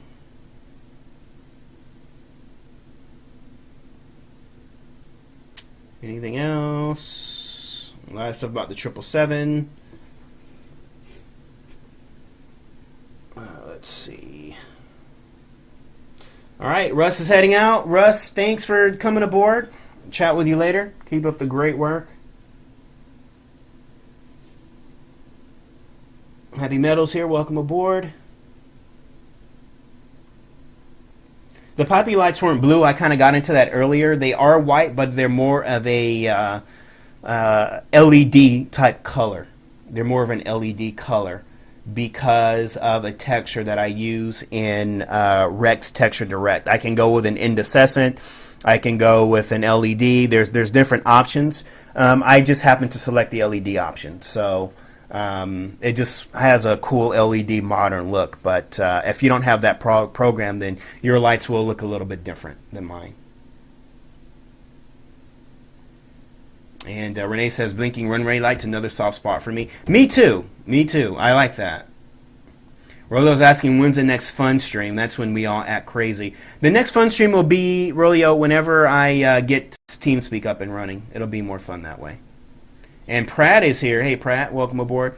We will be getting to Moscow. I said it early in the stream. I want to try to do a live interview with Stanislaw when we preview that scenery. But it's just that I usually Saturdays are the best because that's when people just have the time. That's when I'll get 200 viewers when everyone is not busy on a Saturday. But my last few Saturdays have been kind of crazy, so we might wind up having to do like a mid Wednesday thing or something like that. So, but during the week it's kind of tough for me because I don't know what time I'm going to get home from work, and so it can be difficult for me to promise a certain specific time. But I definitely want to work it out, and in the end, if it doesn't work out, then I'll just have to do it because I don't want to sit on that for too much longer. There's also Moscow to Modidovo that I want to look at, and then of course, as many of us know, what's that airport? St. Petersburg is in development as well, for those of you who follow Air Daily X regularly. All right, so we've put our helicopter down, and I'm wondering if I should restart. You know what? In fact, yeah. I'm going to restart the simulator because I know I'm going to run out of memory. Where's Windows? There we go. I just know I'm going to run out of memory. So before we leave Nagasaki, I'm going to wait and just one more time and see if there's any more questions about this scenery before we move on. And I know there's a delay, so I'll have to wait a minute. I just want to make sure if anyone has any questions about the scenery. Again, the whole point of these streams is to allow you to get a little bit more in-depth with the product before you buy it, if you haven't bought it yet. I think product pages only say so much about a product, and so to be able to see it live, to be able to ask questions and get in depth. And I've been making a big deal about certain developers not doing close-up shots of their terminal and doing Photoshop and only taking pictures from far away and all that kind of shit. I don't like that. So in the case with Nagasaki, though, I mean, the previews have been very crystal clear all the way up from the beginning. But nevertheless, when it comes to stuff like that, I like to jump in and just help you get a little bit more in-depth with it. So. And Happy Metal's asking what my VAS usage is with the scenery. I don't really want to go through the trouble of pulling that up right now. I can tell you that it's low. I can definitely tell you that.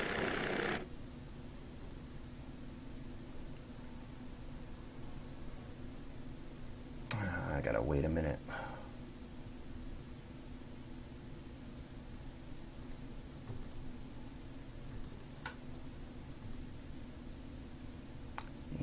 Let's restart.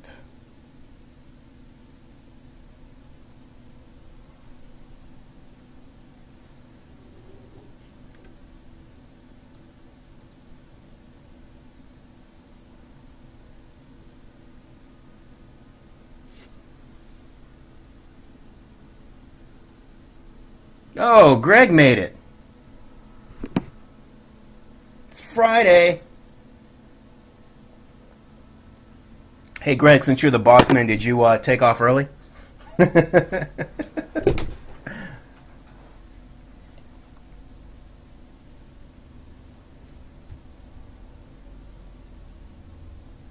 All right, let's go back and find our trusty little... Should I change helicopters? Let's use the... let's get into that Alabeo thing. Just for the sake of variety.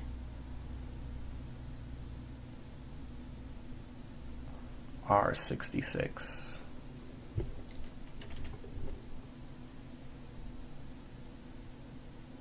Loading vehicles. I have a lot of vehicles in mind, so mine's might load a little bit slower than the average person. All right, there we go. All right, KLIA. Is Malaysia the only other country that uses K as the first ICAO letter other than the United States?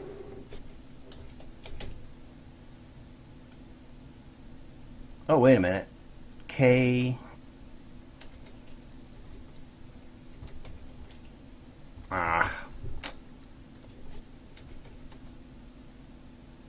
Why did I think it was KLIA? What the heck? Where was... Wait a minute. Which one of these airports is it? Is it Sepang? Is that the right one? Sultan. Is it Sultan? Why is KLIA in my head? I have no idea. I don't know where that came from. It's W. Excuse me. Okay.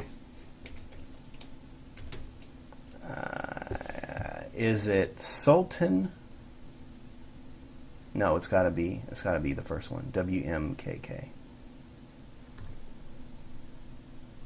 I think. Maybe choose a different weather theme, huh? Alright, there we go. Thank you, Renee.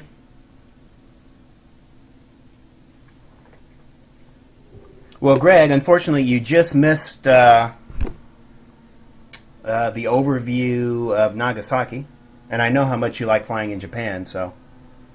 Ooh,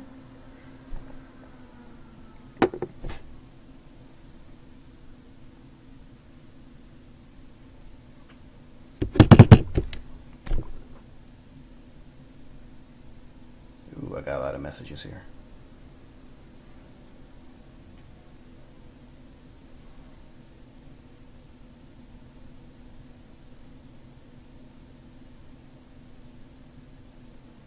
Somebody's on Facebook asking me when will I be playing VATSIM. I'm not going to be playing VATSIM. I'm not interested in VATSIM. Sorry. 29 palms.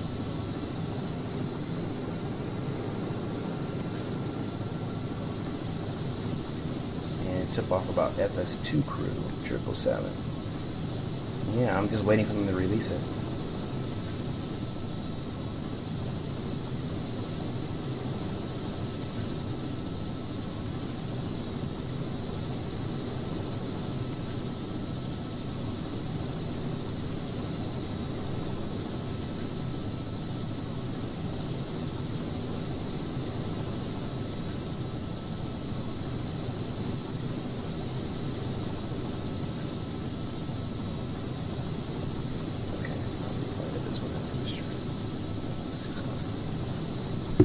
Okay, here we are, Kuala Lumpur.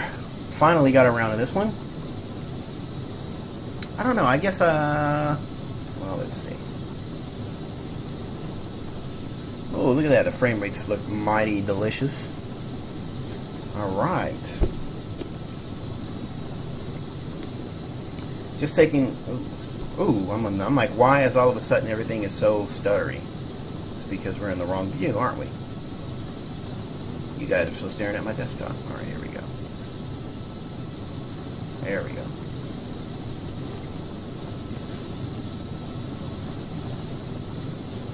Woo.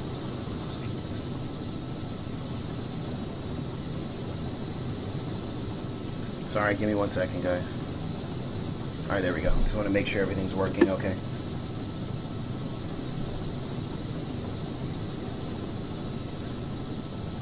Really was flying the Technam Sierra. I love that airplane, by the way. My only issue with Ants is they just don't release enough. It's really long gaps in between, but they do really good work. Ants airplanes. Sorry, I need to crack my neck here. Alright, here we go. Kuala Lumpur. First impressions. Ground textures look pretty nice.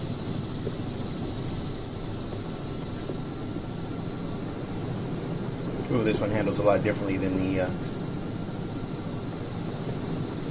MD-902 I was using there.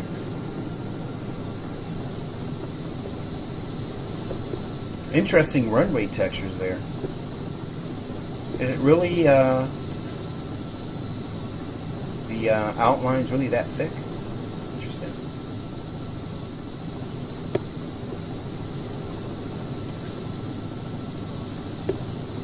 KLIA. So where did I get that from? I know I saw KLIA somewhere.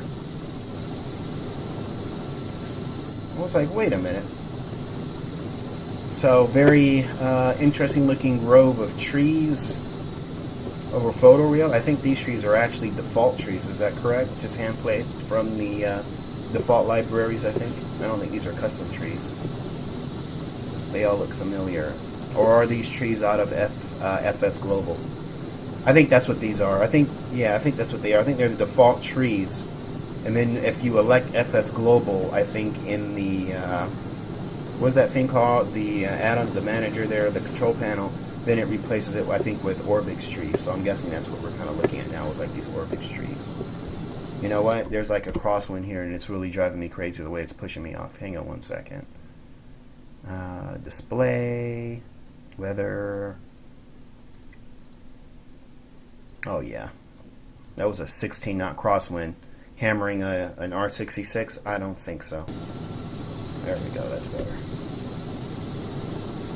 Alright, so looking at some of the surrounding areas here, photoreal terrain, looks like a racetrack. Go-kart track too, looks like.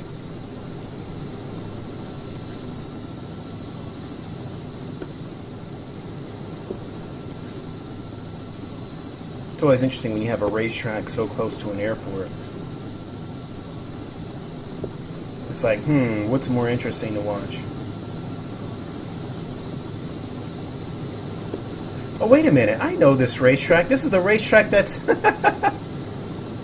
I just realized that. This is the racetrack that I'm actually racing on right now in my... what is this blue thing going across here? What is that? It's like a blue strip of tape. This is the racetrack in Grid that I'm playing right now. I recognize it because of this thing right here on the end. I didn't realize that. Yeah, I'm actually playing on this very track. I think I did a race on this one yesterday and came in fourth, because I suck.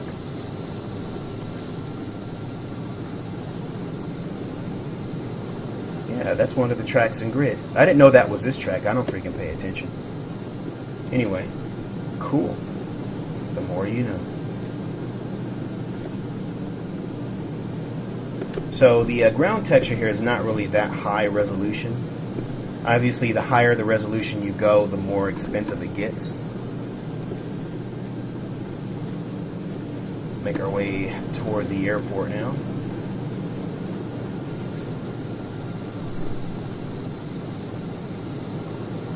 I'm actually getting some stutters, some slight micro stutters here.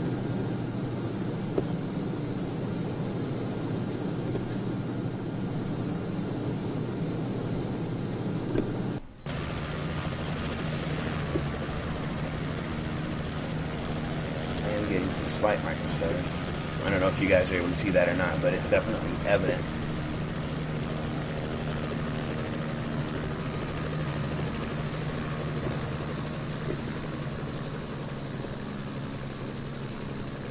And yeah, definitely in some areas the photo terrain is really kind of blurry here.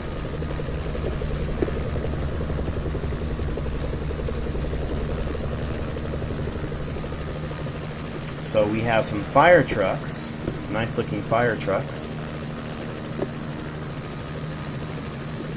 Of course, the ground that they're sitting on wasn't modeled, so they're just kind of sitting on top of the, I don't know what you want to call this, the photo terrain instead of on modeled concrete.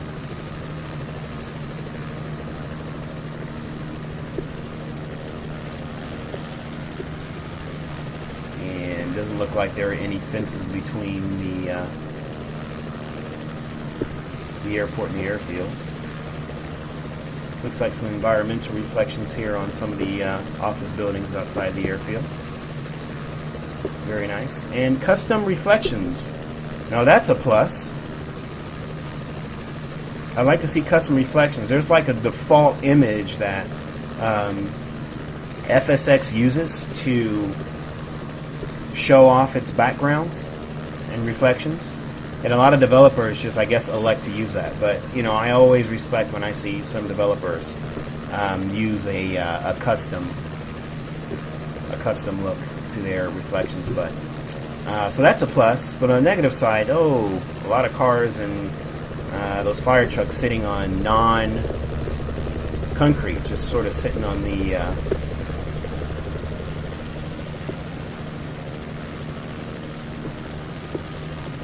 on the photo terrain image. Somebody said they had a soft spot for a soft spot for animated trains, which is what I'm trying to chase down right now, for some of these animated trains.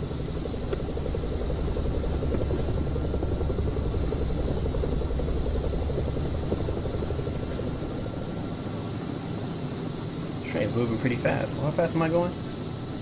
80 knots? 90 knots?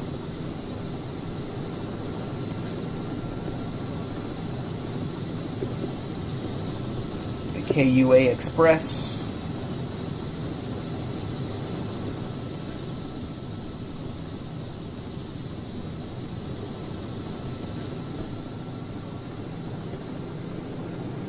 Very nice. I remember when Oliver first added the animated trains in his AES Lite program for the G-Team Innsbruck. And he had all the cars coming and going on the highways around the airport. But once I saw those trains, and not only did he add the trains in on that, but they were like different classes of train. Oh, that just won me over instantly. I love that. So yeah, I also have a soft spot for trains in FS. Well, I have a soft spot for trains anyway. For some of you who follow my Facebook page, a few months ago I actually went to a private train club where they have an entire city set up there. And if you're aware of Gary Coleman, who was an actor, and now a deceased actor, he was actually a member of this train club that I like to visit every now and then. And so I put up lots of pictures on Facebook. I love trains. Believe me, if I had the money and the space, I'd have a huge train city in my basement with an airport. That'd be awesome.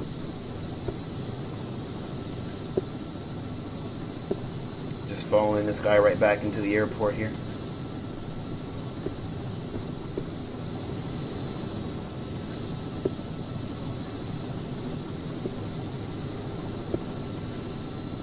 Tower off in the background.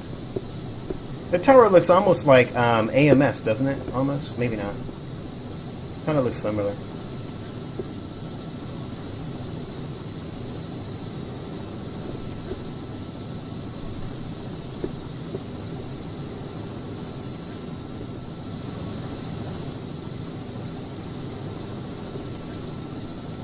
Follow him right into the terminal. So this is a nice plus, the animated train. I think that's very nice. And I remember, if we think all the way back to the Flight Zone Portland, I remember that was like one of the first sceneries that added car traffic on the road surrounding the airport. And I remember that really changed my whole life, like in terms of having perspective. I mean, when you're flying in FS, it's kind of hard to have a perspective of speed, really. But when you have cars that are like on parallel roads and you see how you're like passing up cars and stuff, it really gives you an idea, like, you know, your speed in relation to other vehicles moving around. Now, of course, FSX, you know, does all that naturally, which is really cool. And now we're at the airport. He's going to go right on in there. And, well, that's a very green parking structure there. Trees on the top and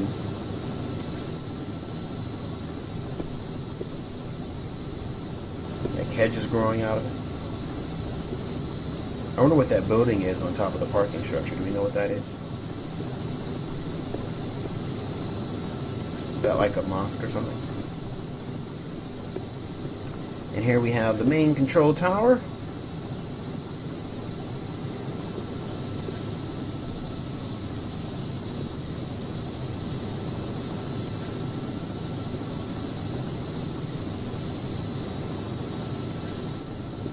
Obviously, as an independent developer,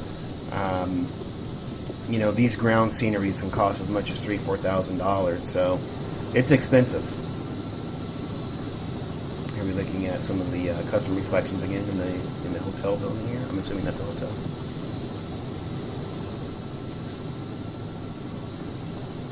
So as a result, the ground texture resolution is not very sharp.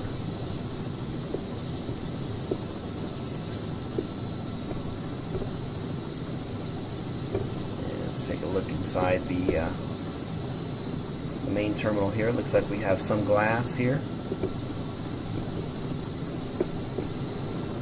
You can see the custom reflection now with the palm trees there. Of course, the ground inside here is just all black, isn't it? There's like some cars in here, but it's just black. Oh, can I land on that? Oh, no, I can't. Ah! So, I guess there's not much point going inside here, though, is there?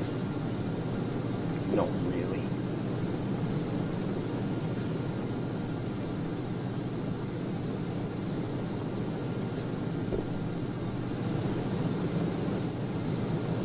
And making our way over to the main terminal. Now, I should note that there is not a triple installer for Kuala Lumpur from AA Sceneries. Unfortunately, it is only for FSX, or at least it says FSX installer. So, I only saw the one download link. In fact, to make sure, because I really should be sure that I know what I'm talking about,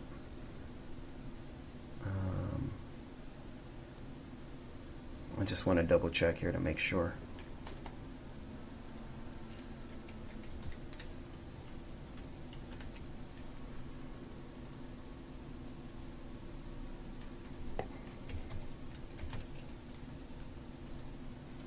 It is FSX only, right? Yeah, requirements FSX. That's core quad. I think he means quad core. Yeah, so it's FSX only. So it isn't available in FS9. But FS9 and FSX, so it looks like they're both being sold at different prices here. Or at different, yeah, they're being sold separately. FS9 version is what? How much is that in US dollars? $15, not bad for FS9ers. Actually, it's $12 excluding the VAT. How much is the FSX version?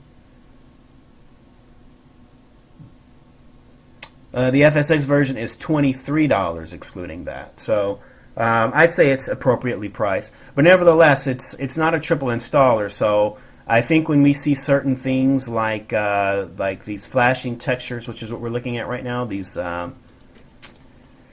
I'm wondering if that's just because it's maybe a P3D incompatibility. Maybe that's my guess anyway.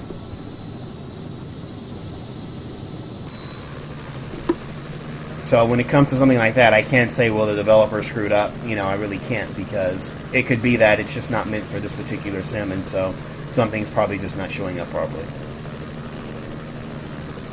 There's no airport fencing. I always ding points for that.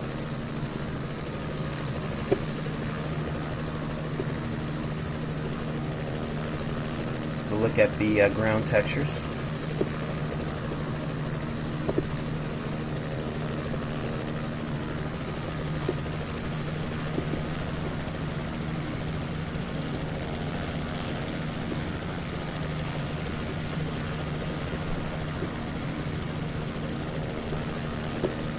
It's a pretty massive terminal building, isn't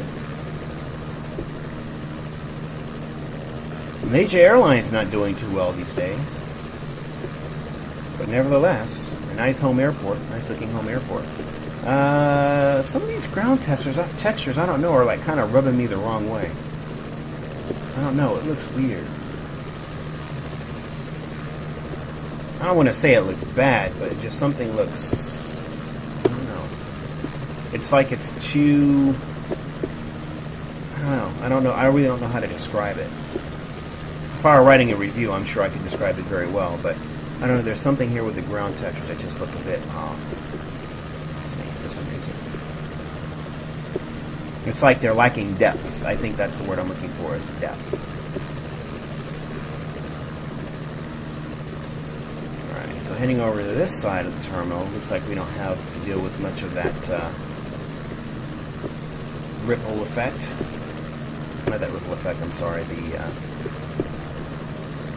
that sort of stuttering textures. And I'm gonna kill my helicopter here. Actually, just want to take a look at the glass. Maybe it looks like glass. I don't know. You can see the ground is sort of showing through there. I don't think that's supposed to. There is a bottom to it, but... And some of the textures on the terminal here close up are really low resolution imagery here. Really blurry.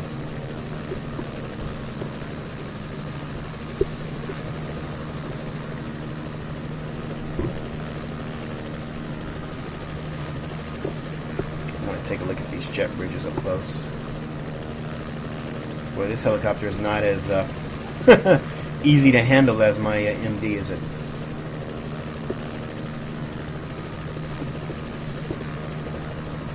I think I should switch back to the inside. Just want to take a look at the glass here. Let's see, the other one, you couldn't see through it, and then one of them you could. Which is kind of interesting. Yeah, there's that flashing again. Overall, the modeling is pretty well done, but yeah, there is some kind of really blurry textures in here.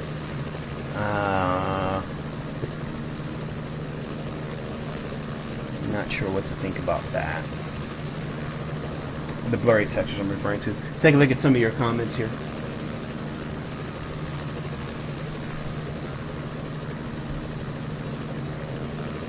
Let's see.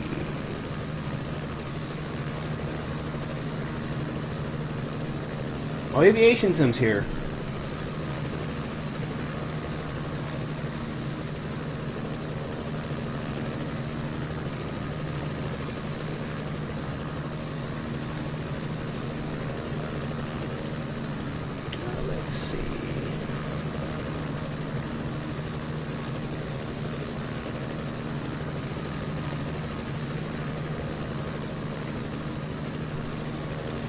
Let's see, what do you got? You guys are talking about the Precept FX package? Yeah, I've been in contact with the development team. Very nice guys. They actually sent it over to me, but it's only available in FSX right now. So there's really not much trying to put it in P3D. I heard someone said during the last stream that they actually tried it and it works in P3D, but for purposes of showing off that particular product, they told me that they are working on the P3D version. It should be out pretty soon. So I've just decided to wait until they have it. So yeah, once it's out, I'll definitely do a live stream about it, absolutely. And they are working on it, on a native version, because obviously Prepared takes advantage of more features than FSX does. You guys have seen how the water works and all that kind of stuff, rain and volumetric clouds and all that. So, you know, for all intents and purposes, for all I know, the version that they come out with for P3D could be completely different from FSX. So there's just no point of installing the FSX version if that's not going to be the actual, you know, quality or features that you'll see in P3D. So that's why I just haven't bothered trying to install it yet. So hopefully that explains that. That's referring to Precept FX.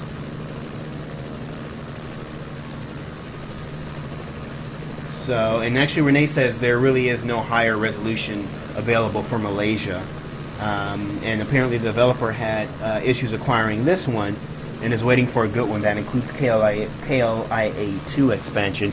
And actually, I think on his Facebook page, he did post up there that he has started the KLIA 2 expansion, if I'm not mistaken. So...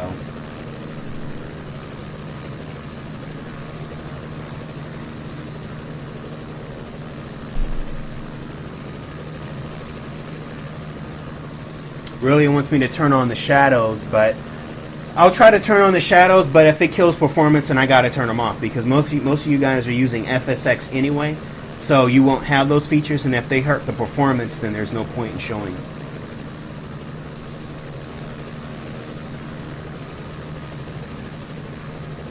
Yeah, not to port it, not optimize it, that's what I thought. Greg says the jetways look nice.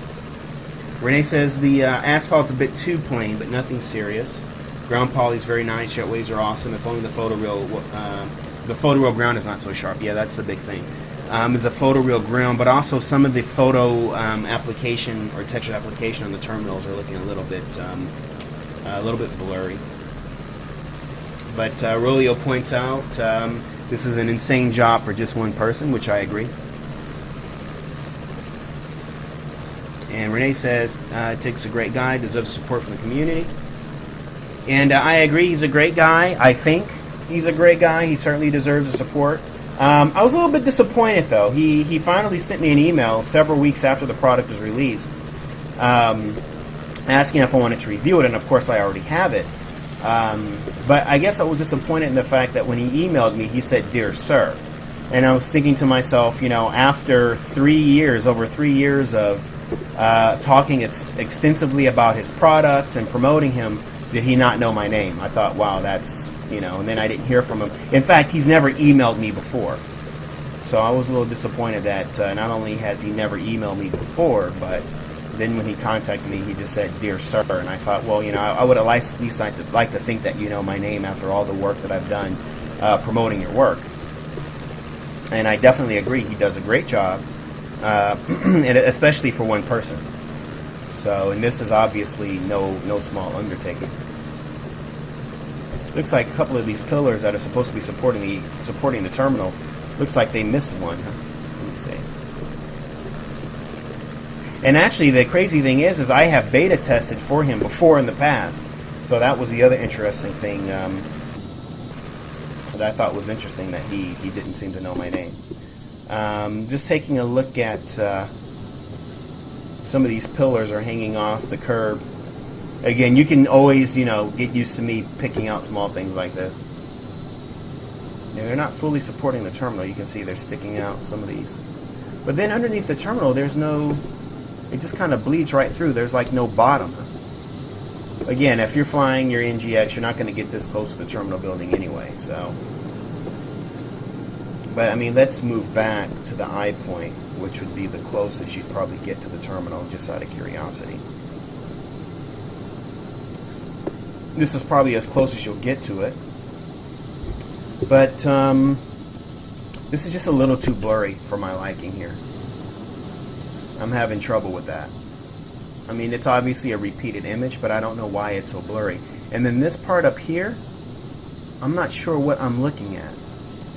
I don't know if that's glass or I'm not really sure what that is. It's obviously very reflective. Oh, there's an animated car there. But I'm just not sure what I'm looking at there, which is weird. As far as the stuttering textures go, though, you know, I'm just guessing because this really wasn't meant to be prepared. Some nice ramp vehicles, GSE and ground equipment there. This is actually a pretty big airport. In fact, if I'm not mistaken, and Renee might correct me on this, when he first started doing this airport, I don't think he was going to do this midfield terminal, was he? Because I think he couldn't get data for it or something like that, and then he did it. And so then I think the issue now was just the KLIA 2. Or maybe I have that wrong, but I'm sure someone can correct me on that. Well, I seem to be having a hard time with this helicopter today. Jeez. Let's get with it. I've actually seen some pictures of this terminal on Skyscraper City, and this little area here in the middle is really nice. That sort of garden area that they put in there, which is nice for an airport. When you go to an airport, you're usually not thinking of a nice, you know, serenic garden in the middle of an airport, which I think is nice, especially for travelers. Dubai Terminal 3, is it Terminal 3? They actually built a nice, very interesting garden with different species of trees and stuff that you'd never find anywhere near the Middle East inside the terminal there. And it's actually really nice to get that feeling that, you know, you're in a wide open space, especially when you get ready to get into a tight airplane. So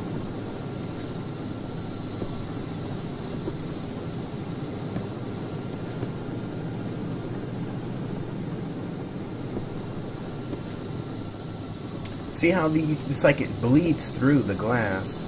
I don't know, that's kind of odd. But anyway, I'm not going to comment any more on the stuttering because obviously it could be because of P3D. I like the glass on the jet bridges though. The glass looks really nice. Just as I said with Nagasaki, I like when they actually make glass that you can see all the way through and have environmental reflections on them. That's really nice. Reflective textures.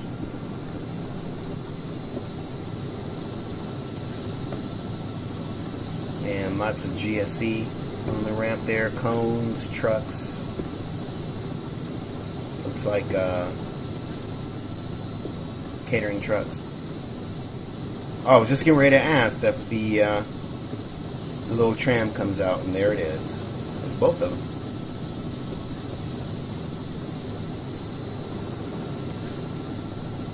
He just drives. Oh, I'm losing control. He just drives right on through the glass there, doesn't he?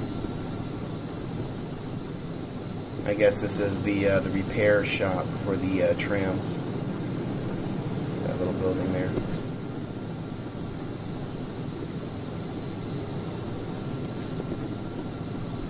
Looks like they're getting ready to cross paths soon. I saw one go down there. There he is. It's funny, we were watching Super Cop the other day. And there's a scene in Super Cop at the end of the movie when they're in Kuala Lumpur. Jackie Chan. I saw that movie in the theater when it first came out. That was like 1990. God dang, that must have been like 94, I think. 1993 or 94, that's a long time ago. Oh, some nice water masking here. I just noticed that.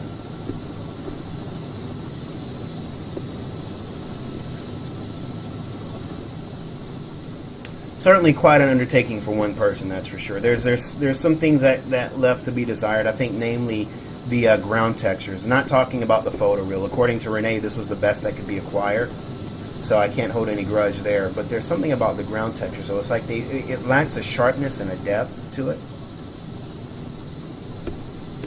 Again, just pointing out observation. Obviously, for one man, it's still a tremendous work. But the ground texture does look a little odd, and like some repeating patterns too. I don't know if you can see that. Some of their patterns are like kind of repeating. Get out of there. And I guess this is like a smaller ramp tower here.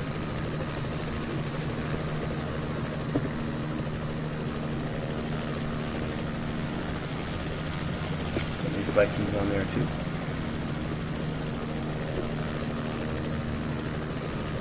And now heading over to cargo. Is this cargo? Oh, Air Asia. Air Asia terminal again.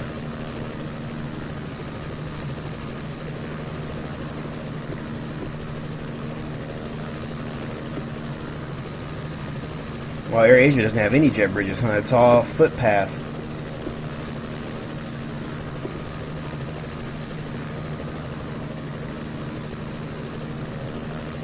Boy, it's interesting how do they park the planes on here?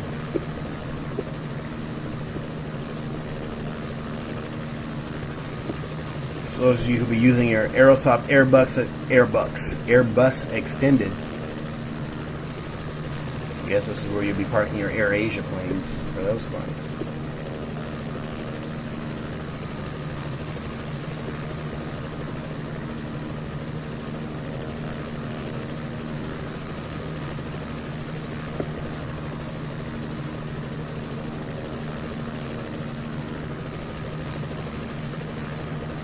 Well, hopefully some higher resolution ground textures will be made available at some point.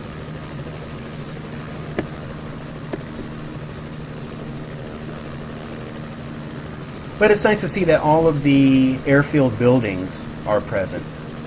That's very nice. This is mass cargo.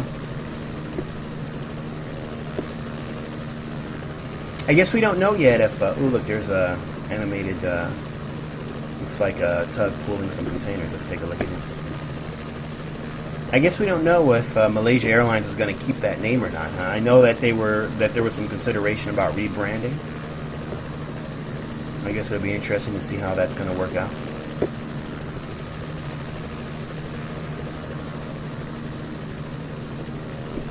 Oh, this guy's pulling a lot of containers on this bad boy. That's a nice touch, the animated. Although it looks like one of them aren't touching. It's a nice addition there.